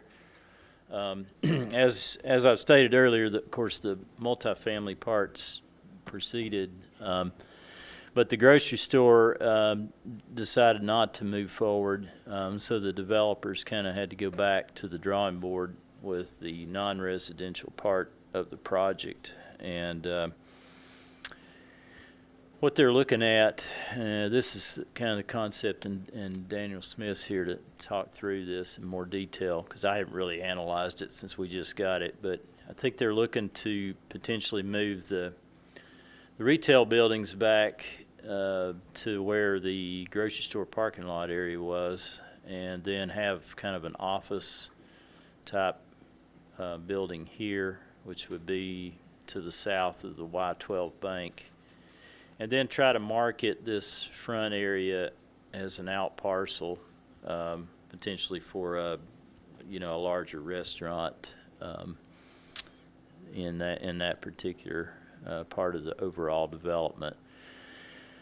Some things that kind of jump out to me. I mean, I see this change in the grocery store going away as really a potential improvement to the overall planned project, because I never really thought that was a good transition from the residential straight into a kind of a small footprint grocery store, but you still a 45,000 square foot building with a pretty large parking lot. Just didn't seem like a good transition. This could provide for an opportunity for a better transition, maybe with including some common open space, in these spaces in between where the transitions occur, to kind of tie in the 2 different parts of the planned development in this kind of critical space here where there's the interface between residential and non-residential. I think that's something that really needs to be looked at and could really further enhance this. There's a dog park that's proposed here. I mean, and this area here might become a little kind of pocket park that would kind of tie the 2 components of this overall project better together. So I think I see this as although this kind of needs some adjustment, and then we just got it, but overall I think there's some opportunities to vastly improve the original planned development and really provide for something that better transitions from the multifamily ultimately to Kingston Pike. But again, that's That's what I think they're looking at, and again, they can speak to the specifics of what they've been working on. These planned development projects, if you have a major change to the development plan, which this would clearly be, obviously the planning commission would have to approve that, and they would make a recommendation to the board of mayor and aldermen, because all this is tied to the rezoning and the overall planned development project. So, you know, it's not necessarily a bad thing to change it, but that would clearly have to go to both entities. So that's the first part of what they would like your all's input on, and then they can again update you a little bit further on that. And then once we get through this, we'll talk about the phasing plan that they're requesting for the multifamily part of the project. So if anybody has any questions on the non-residential part of this plan and where we're at, like I said, Daniel Smith's here and he can give you an update on that.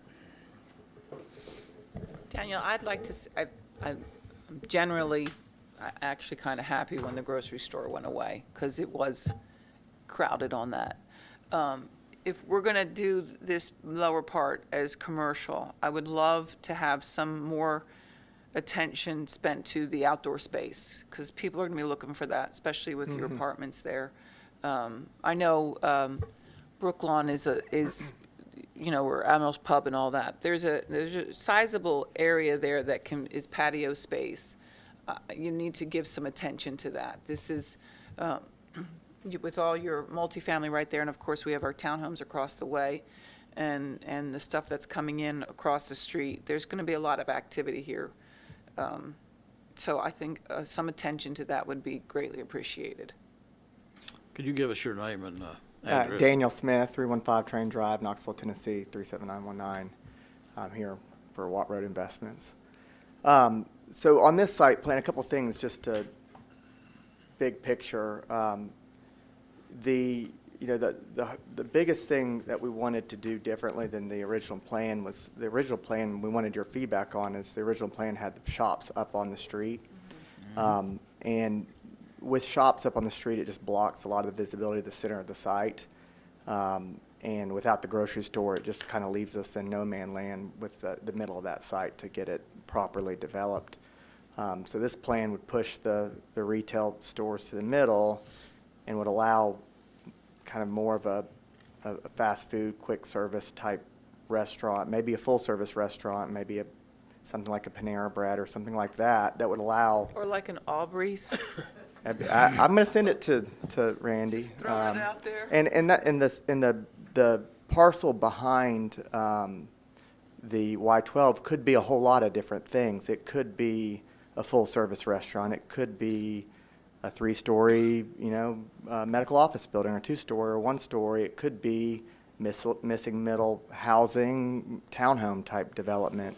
The trick with that, in terms of a townhome development, is just the way that road is. We would not be able to kind of get probably a road that we could dedicate to the city and have actual lots stem off that road. So it really would have to be probably a rental townhome type 3 or 4 building that we could augment with the existing 228 units that we have, and then have shared amenities. So there's a few different ideas that we have. This is one of them. I think the core thing that we want to do, though, is put shops in the middle of the property and have more of a single tenant restaurant type user up front on Kingston Pike. I think that if we had those two that concept in place, I think we'd have a lot of interest in the development, and we could move forward pretty quickly once we kind of went through the zoning process. That property behind Y12 is kind of right now a sort of a second phase to this, until we kind of have some more idea on is an Aubrey's or something like that. Would they be interested in that lot, or someone that wanted kind of a cheaper spot but for a full service restaurant in the back? Like a corner 16. like a corner 16. Yeah, one thing in the PCD, that if a drive-through has to be internal to the development, so that's just something to think about when you're marketing this out parcel.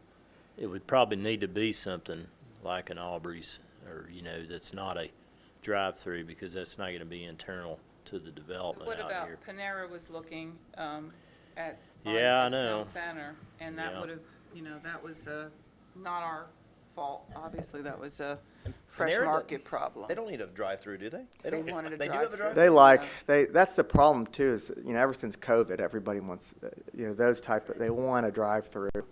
And that's the challenge. Well, I wonder if that's maybe a fad that's going out. But yeah, Panera was going to have a drive-through at the one at Town Center, so they were. It was pretty screened, you couldn't really, They the were way able they to make had it it work. laid out.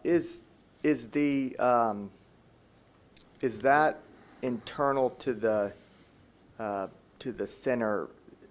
That's with PCD, but does it make sense to zone out that out parcel to something that would allow for, say, if something like a Chick-fil-A came here? No, Put a Chick-fil-A there, or a Culver's or something like that? no. I don't. I like. And it was part of the overall plan, and actually having those retail buildings up at Kingston Pike was, it Right. seemed to get a good response at the time, but I think if you had something like an Aubrey's or a larger sit-down type restaurant in the front, that would probably be okay, be consistent with the PCD. I mean, you'd have to amend it, obviously. It'd be a major change, but the drive-through up there, I think, would not be consistent with the original Yeah. idea of that planned project. I'm not interested in taking that out of the PCD. Okay. I think, especially with the multifamily and the possibility of the townhomes, we need to be looking at this holistically. I didn't think we were going to allow any more residential on that property. Yeah, that's what we said originally. Okay. Yeah. If you go back and look, I'm pretty sure that's, Well, I mean, they could request anything, but it'd Well, be a sure. major change, and, I think the drive-through, they need to be aware of early on that Yeah. that's something that Yeah, that's a would non-starter. probably not be a good idea out there. On the interior of the lot, right now, we are showing a fair amount of patio and green space to the left and right of those shops. And kind of that was the idea, we would have the shops that would have Here. patio space in between them as well, There. so that it would kind of allow for kind of a open space all around those buildings. It's 10,500 square feet each right now in this concept. It could, we really don't want to do too much more than 20,000 square feet, so we would think that would stay the same. Without being able to do a drive-through up front, it would make it, I'm looking to the far right, or let's say the far left side of that one shops on the left. That would be an ideal spot for a drive-through for some sort of quick service component there, so we can look at that and see how that might affect that corner. which parcel are you talking I about? think he's talking on the shops. The Oh, in the shops shop. Like in the on the middle. east end, Okay. like putting on the Left-hand east end of the shop. shops. having So a you could drive-through. stack behind it and. And he would be eligible for having a drive-through there, wouldn't Yeah, that would be Yeah, it's internal, I internal. would think, he? yeah. This is not. Right. Well, I certainly, if the zoning allows for it, but patio space will be important for Right. this development, so. Yeah, this, to me, is not, I wouldn't set any of this up as an auto-oriented necessarily, because I think with having all these people living here, it would, to me, it'd kind of have more energy if you could kind of integrate that more into almost a inviting pedestrian space. That's kind of one of the intents of the planned commercial district anyway.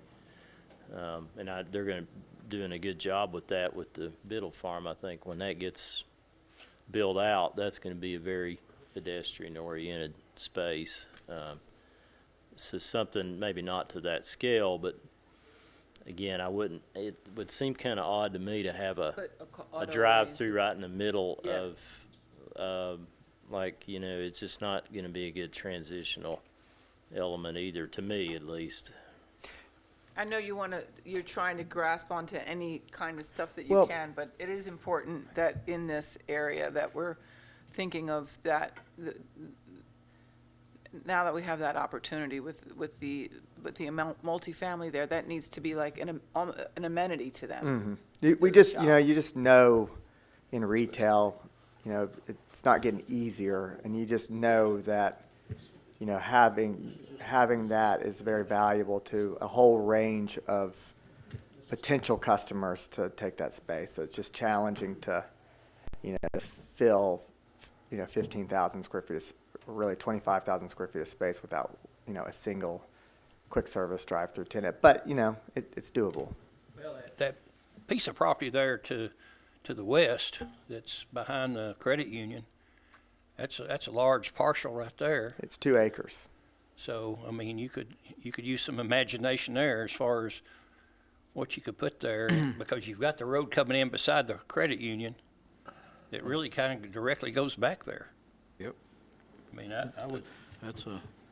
I'd also like to point out that the original plan we approved just had a big parking lot where the shops are. That's true. And so I don't want to just, keep telling the applicant, well, no, you can't do this and you can't do that. I mean, because even what's on here is a big improvement of what we had before. Yeah. I agree. So, I mean, I encourage the creativity and the design, and, and I'd like to be able to show some flexibility to the applicant, because I think it's a big improvement. Is there, in terms of, if we didn't have any automotive use, because originally, and I'm not right now, I'm not advocating for necessarily a drive-through. I'm just kind of pointing out that originally, where that small shop was, it was a gas station. Yeah, there's a fuel So, station right there. if we're taking away the automotive use there, where it was a gas station, is there any flexibility to go back and look? To me, the vehicular automotive use is up on the front on Kingston Pike, and Edge of the property. Well, it is, but I'm just talking, there are ways Right. with good design to be able to incorporate True. drive-throughs. We could have that outside lane loop around, like potentially. I don't know if we have the space, but it's That's possible. actually, that's a very good point, because it does work very well. I don't ever feel uncomfortable walking over to Starbucks or Elkmont Station or any of those shops, and I don't feel like there's a conflict there. Oh, you've got the automotive portion of it over to one side. It's tucked away from onto one, everybody. Yeah. one benign And side. that's the key. You got to push it over to one side or the other. Yeah. In this case, could they just use the drive-through portion in the back of that front lot? That out partial 1.94 acres, if the front of it was whatever it is, for whatever brand it is, but that back portion would be, because normally you're not going, if it's that type of restaurant that has a drive-through, that's about the only place you could put it's on the back.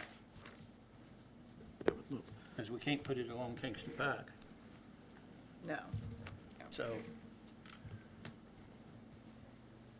the logical way is you're coming in beside the credit union. You took a left behind that parcel. Gonna come in like Yeah. that. Yeah, have to be right there. And it's easier to find a Chick-fil-A And there. then come Yes. out. If you look at what they do over at North Shore Center, you gotta go all the way in and then come back to that Chick-fil-A. It's a lot harder than it would be in some locations. Yeah, we can't put another exit right there. That's not gonna work. We're having good discussion tonight, but I think we're on agenda item number 12, and we've gotten way off track Wait with a minute. what our discussion is. Wait a minute. But he brought us this today. Brought this Okay. up today. We're gonna do Yeah. that. Then we get Yeah. to the rest of the agenda. It's items. two-part. It's all a part of this, no? Yeah. I mean, I realize they're related. We're just spending a lot of time on something that we didn't even publish. So, well, and it's discussion only, but can we move on to the phasing? We've given. We enough can. I have a thought. Yeah. question I have, Mark. It says, that I'm scratching my head on the fact that you said we need to vote on it. Well, I mean, you don't have to, but I think To me, it On looks the more like an phasing, operational type talking about the phasing decision thing. on, well, it's up to than you it is all. a planning I commission mean, issue. yeah. I was wondering why it was even on the agenda. Well, because of the soil nail wall and the history of tying that to occupying the space to the But I public. look at that as Darrell making engineering decisions relative to, is it safe to meet all the Up to safety you all. and We just other thought it would requirements? be beneficial to show it to you, and then if y'all are okay with the staff handling all that, that's fine. But I think we had said at one The staff's going to time, be interested in health and safety. Leave that to staff. no, we said at one time that we were gonna have Yes. somebody come in and review it. they The did. no, I'm talking about when it was finished, Oh, and it's not finished. And they're saying, construction, they've started on it. They've started on the, yeah, I know, and they said it'd be 4 months to finish it. about 4 months, yeah. So I think we ought to wait till it's finished, and somebody goes in there and inspects it and makes sure that everything is the way it's Well, what supposed to be. But I what think the that's town issue is, staff. what they're, To get a CO. Not the issue? what the issue I is. know what they want to do. They want to start leasing out spaces here. I know, but they want to block Be this off. separated from areas of construction. But we so- said we wouldn't let them lease until the wall was completely finished. That's what we Part of said. it, yeah. And if we let people start renting it, and then there's a problem with the wall, you can't say, Well, they're not Well, gonna get they're not gonna get a we- CO we- until they have the wall finished. That's my point. And that's not what we're really, I'm not really sure what we're discussing. Well, Because what it we're is- see, to me, we're kind of getting off track about what, I mean, I What didn't the know the soil question nail is- wall was a part of what our discussion Yeah. was tonight. Question is whether we're okay with them in the areas that aren't abutting the soil nail wall, and you got a unit that's ready for occupancy, if they can phase that, is keep it separated from the public. So basically, this building here, you come in off of South Watt Road. I'm not comfortable with that. But- Mostly because we can't, what do we say? You can't out-engineer what people are going to do? Well, I mean, it'd be barricaded off, just like we did Yeah. at the Overlook. We, I mean, we do that on every apartment complex in terms of phased occupation, whether it's a wall or whether it's a building Yeah. that's under construction. There is a safety hazard for any vehicular access that's happening on a multifamily or any large construction site. You have to have separations from the construction activity and the residents. So there's really, I don't understand how, if there's barricades that take that entire back 2 or 3 buildings Yeah, that'd all be the way sealed off. down, and there is no access to that, the residents would not be within 150 feet of that wall. my point is, the wall's supposed to be finished in 4 months, and you want to start moving people in 2 months. Why can't you wait 4 months until the wall is completely finished? Because it's a tremendous financial burden that you're imposing on this property and no other property in the town of Farragut. no other property has a wall like this. But no one's going to be within 200 feet of that wall. To me, So, there is, so how is that wall a danger to? wait a minute, wait. That's You know, really in why my, it's. in my career as an engineer, where we've done construction, where we had to phase things, if you're paying attention to health and safety and dealing with that, and I'm convinced that our staff can look at that and work with them on that phasing. I don't think it's a planning commission issue.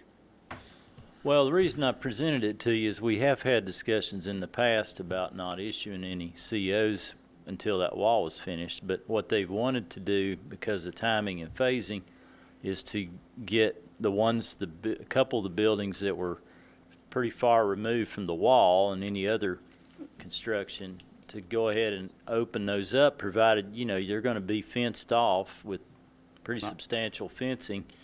Whether that was okay from your all's perspective, that's why it's being presented to you. Well, I'm because, perfectly comfortable with it. I mean, we're okay with it. We've done this before with the Overlook. I mean, the bottom line is we don't want anybody being able to access any area that's under construction, whether it's the soil nail wall area or the other buildings So that we are did this with under construction. We've done this with Overlook. Oh, yeah, we've done it with the I- Overlook. I guarantee we'll be doing with the Biddle Farms too. Yes, We'll be we giving will. COs in stages. We will be doing it And with and the I'm okay Biddle with it Farms. as long as our staff follows, they're gonna follow all the health and safety stuff and. was the soil melt wall, because we've had a lot of Struggles with it. history with that and some concerns about its safety. So that's why we didn't feel at the staff level, we wanted y'all to be comfortable with the phasing, and if you're comfortable with letting the staff evaluate it, we're not gonna, at the staff level, open it up to the public and issue COs in any areas where we feel like there's a safety concern, obviously. Well, the thing that caught my eye was when you had the word vote. Well, it would Not be, need to be yeah, voted on. you don't have to vote on it, but I think we need to understand whether you all feel like that's okay to allow some occupancy, because it's not what's been said in the past. Well, this is my question then, because it says phase 1, phase 2. Are you assuming by the time you get to phase 3 that the wall will be done? So to take a step back and just talk about the wall and kind of where we are with it right now, and how that intersects with when we expect to occupy the first 1 or 2 buildings. The wall has gone through extensive review. We've had multiple reviews from whether it's Geoservices or other Keller, who constructed the wall. They've inspected it 3 or 4 times. HUD has inspected it.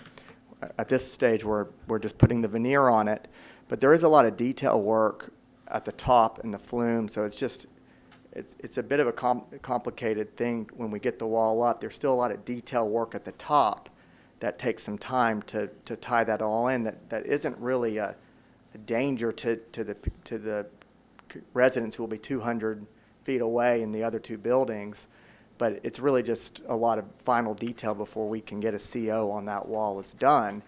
Right now, we're constructing the columns, and we've started the bottom veneer, and we don't anticipate looking to have anybody occupy any of these buildings until probably mid-December on the first building in the clubhouse. Getting the clubhouse occupied is important because we can have the apartment staff start to be there. We can have all the FF&E and other items installed.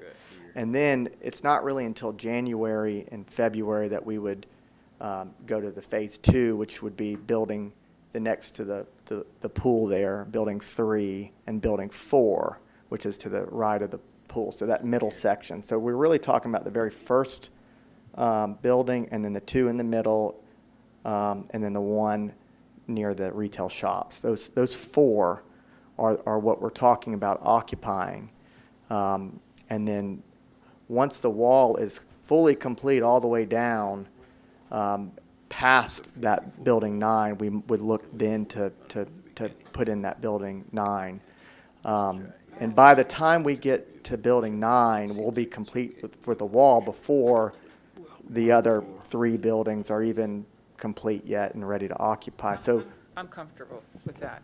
The other 3, meaning the 2 back ones and the Yes, one sir. in the Yes, west Mayor. corner? Yes, Mayor. Over here, 8 and 9. Staff to make that decision. For that, Yes. this approach, and I think it's unfair to not follow that precedent in this It situation. felt like we wanted to present it to you all because of So the I'm history okay with with the that as soil nail wall. Makes sense. Yeah, As long as we're not voting on it. okay. That back row needs to be not And to occupied. be clear, the staff is not going to issue any COs in areas if we don't feel like the public's fully barricaded off, basically, from all the areas that are under construction, because we don't want. A whole lot of what we do, it's up to the staff to make decisions, and we're fine with that, so Okay. I think we should be fine with this. Still no utilities? No utilities. Any citizens forum? Thank you very much, and look forward no to citizen continuing the forum? discussion on the retail portion. Meeting's over. That means we're adjourned. We're adjourned.